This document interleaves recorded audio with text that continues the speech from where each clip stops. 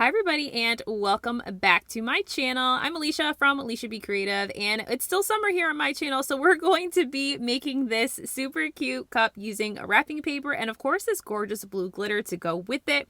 Of course you guys know that everything I use in today's tutorial will be listed and linked down in the description box, as well as any discount codes that I have for you that may save you some extra money. So let's go ahead and dive right into today's tutorial.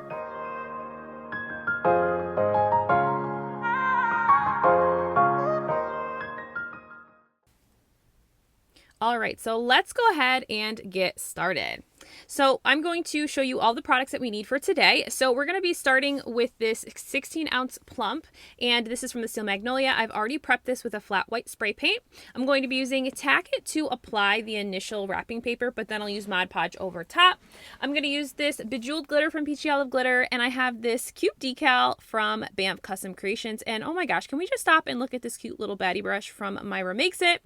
I'm going to be using that to apply my Mod Podge and Tack It. And then, of course, my wrapping paper. So the wrapping paper that I have here, I purchased from Hobby Lobby. This is more of a thicker cut wrapping paper. So the one thing you do want to be mindful of, and I think I talked about this in the last tutorial that I did that involved wrapping paper, is you want to make sure that the wrapping paper that you're grabbing is that thicker cut wrapping paper, right? So not super thick like cardstock, but the higher quality wrapping paper is going to be much easier for you to apply, and you're going to have less issues of getting wrinkles and things in the wrapping paper when you're trying to apply it, and you're not going to have as much ripping and tearing, okay? So wrapping paper is very similar to working with can be as easy as working with printable vinyl, except for there's no stretch, but it can be as delicate as using water slide, okay? So a couple of things to think about is definitely the quality of paper you're grabbing. If you have a wrapping paper that you love, but you don't want to commit to making or using the wrapping paper, you can also cut off a section and put it through your printer or scan it and print it on printable vinyl or a water slide, whatever you think is going to be easiest for you. Those are some great alternatives if you don't want to commit to using wrapping paper, or you don't have a wrapping paper that you feel like you'll be able to apply without issue. So I've just taped off the bottom section that I want to be my glittered section, and I've cut my wrapping paper to size of the section that I'm going to be working with and applying. I'm going to apply my wrapping paper with Tack It over and over, and again, I don't like to dilute my Tack It. I just go right in with that Tack It, a nice thin layer of this to just get all over the cup. And the reason why I'm using Tack It versus Mod Podge to apply is I like that Tack It stays sticky, and I have a little bit more time to work with the Tack It versus Mod Podge. Mod Podge tends to dry on me really quickly, and when I'm working with wrapping paper, I find it easier to use the Tack It to apply my wrapping paper because I have better results as far as getting the wrapping paper to stick to the cup without sliding all over. So whatever works for you, certainly you can use. If you would prefer to use Mod Podge, that's definitely a great alternative, but I do like that this stays sticky so I can get everything like really stuck to the cup and I don't have to worry about it like sliding all over the place. So I'm going to dry my Tack It because I'm too lazy to wait the time that it takes to get the Tack It to dry to its tacky phase.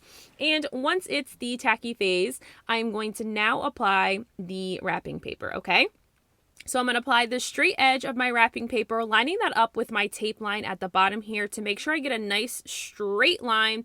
That way I can ensure that I'm going to have this wrapping paper go all the way around the cup in a nice straight edge right above that tape line. So as I'm applying the wrapping paper, I'm just kind of rubbing that on just like you would if you were applying this with Mod Podge. And I want to make sure that everything is stuck really nicely to the cup and I don't have any wrinkles or air bubbles trapped under my wrapping paper, okay? So you want to take your time with this. You also could use like your squeegee tool or like a flat edge of something to ensure that you are getting any air that may be trapped under there out from under there. And then I'll go over the seam area with just a little bit of Tack It over top just to get those two edges to adhere to one another. So we're going to clean up the top a little bit. So I'm going to cut off any of the excess, which was just a little bit, and I'm just going to kind of rub my fingers along the edges. So similarly to when you're applying fabric, or applying kind of other methods where sometimes the top edge is where it has the hardest time adhering, I'm going to take a little bit of Mod Podge here and just use that Mod Podge to be able to go in between the cup and the wrapping paper up top just a little bit to really get that to stick and adhere to that top section.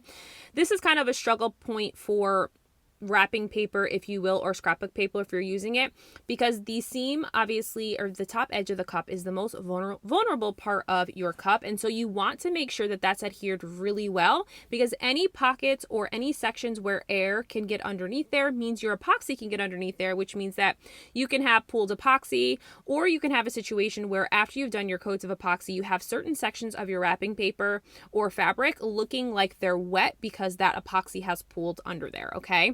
So I'm going to really make sure I got enough Mod Podge under there to get it to stick really nicely at that top edge, and then go over that with my craft knife to just remove any of the excess or irregular edge so I have a nice clean seam to work with.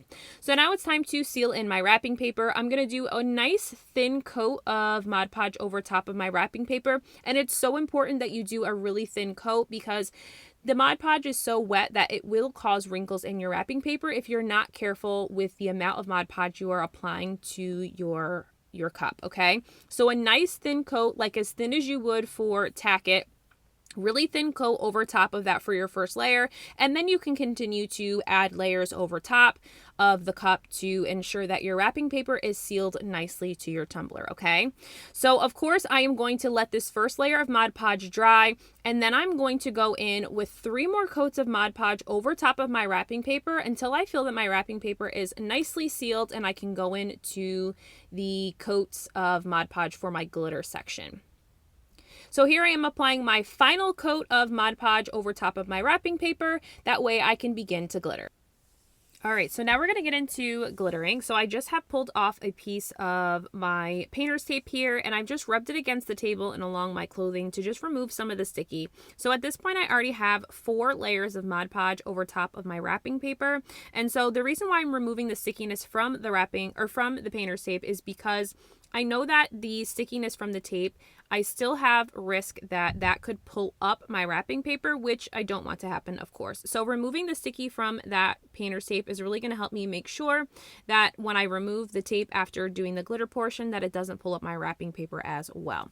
Okay, so we're going to apply the bejeweled glitter, of course, using some Mod Podge. And so I am going to kind of base paint or base color, I should say, my Mod Podge, tinted a bit with like this blue, Caribbean blue, I think, acrylic paint. So just a little bit in there to kind of tint my Mod Podge so that I only have to do 1 application of Mod Podge and glitter, okay? So I'm going to get that mixed up with my brush here, and then I'm going to apply this directly to the bottom portion of the cup. So a nice decent layer of Mod Podge. I really am going a little bit thicker than I normally would because I only want to commit to 1 layer of glitter onto this section of the cup. It's a super small section of cup to be able to work with, so I'd like to be able to get it done in 1 fell swoop. The glitter I'm using today, though, is Bejeweled. This is from Peachy Olive Glitters. It's a beautiful, beautiful blue color. Reminds me of just like really clear blue water in like the Caribbean. Oh, it's just so pretty. I love it. So I'm just going to obviously glitter this entire section here on the bottom, get it nice and covered just as I normally would with any glitter application here. And once I'm done with that, I'll just tap off the excess with a pair of scissors to make sure that I don't have any glitter getting on top of my wrapping paper. And then I can remove the tape, very carefully removing the tape section. You want to do this immediately because you don't want that to rip your wrapping paper. So I'm going to remove that, let that dry, and then I will spray seal it with a clear gloss spray paint, and I'm going to do 2 coats of epoxy. So I'm going to do 2 coats of epoxy, each about 20 mLs each, before I'm going to move into my sanding. So of course, you guys know with sanding, we're really going to focus on the top and bottom rim. After my 2 coats of KS Resin Liquidy split, I really only needed to do minimal sanding on the bottom and the top per usual. The bottom was a little bit rough. I just don't think around those edges I had enough epoxy in that first layer. So I really only have kind of a nice fine layer of Mod Podge around, or epoxy, excuse me, over that bottom edge. So I really want to make sure that I'm making a nice smooth edge so that there isn't any rough bumps or anything like that along my cup. So I am going to take my nail file tool to be able to make that fine line of stainless steel at my top rim, this is where you want to spend a lot of your time. So going back to what I was talking about towards the beginning of the video about using wrapping paper and making sure that you have a really good adhesion with your Mod Podge at that top rim, because this is where things can get crazy, right? If you don't clean up your rim and you don't make sure that you have this nice fine line of stainless steel, you're going to run into issues and problems down the road. I know this from experience, right? When you don't clean up your rims, your epoxy doesn't have anywhere to adhere to kind of seal everything in. It's sticking to that top layer of epoxy and not necessarily the actual cup, if that makes sense. So think about it. That's where most of the wear and tear is going to happen on these cups, from taking off and putting on the tops. And so a lot of that wear and tear is going to wear at that top rim if you don't have a nice clean rim before your final coats, and it's going to make that rim vulnerable and potentially cause issue down the road where the seam at the top will break, and then you'll have issues where when you go to clean the cup, it'll look cloudy and kind of look really crazy after you've washed it, because that seal has now been broken. So I hope that makes sense. That's kind of why I stress and take so much time at the sanding section, even though I hate sanding with the top rim, because I want to make sure that these cups are going to last for a very long time, and that I can ensure that the quality of the cups that I'm sending out are nothing but amazing, to ensure that they do last for years to come. So I'm going to finish cleaning up this top rim, really just making sure I have a really decent line of stainless steel exposed before I'm ready to go in with my decals so I can do my final coats. So let's go ahead and move on to adding my little vinyl strip with washi tape and the decal. All right, so we're going to finish this cup up so we can get it on the turner for final coats. So I'm going to do a fine line of washi tape, just separating the wrapping paper from the blue glitter here. I love using washi tape to be able to kind of be my vinyl lines, if you will, to apply to cups. It makes it so much easier than having to get some vinyl and cut it on my Cricut, which nowadays for me has been a Cricut as of recently. I don't know what's going on with it, but it definitely saves me the trouble of having to fight with this. So I'm going to get this washi tape applied, and then I'm going to move on to the tumbler decal. So we're using a sticker cal from Banff Custom Creations. I bought this quite a while ago, so I'm just going to line up my tumbler really quickly on my kind of cup holder here. So this is the tumbler decal that I got the sticker cal from Banff Custom Creations. I don't know if she still have these available on her site, but I will definitely make sure she does to have them listed below.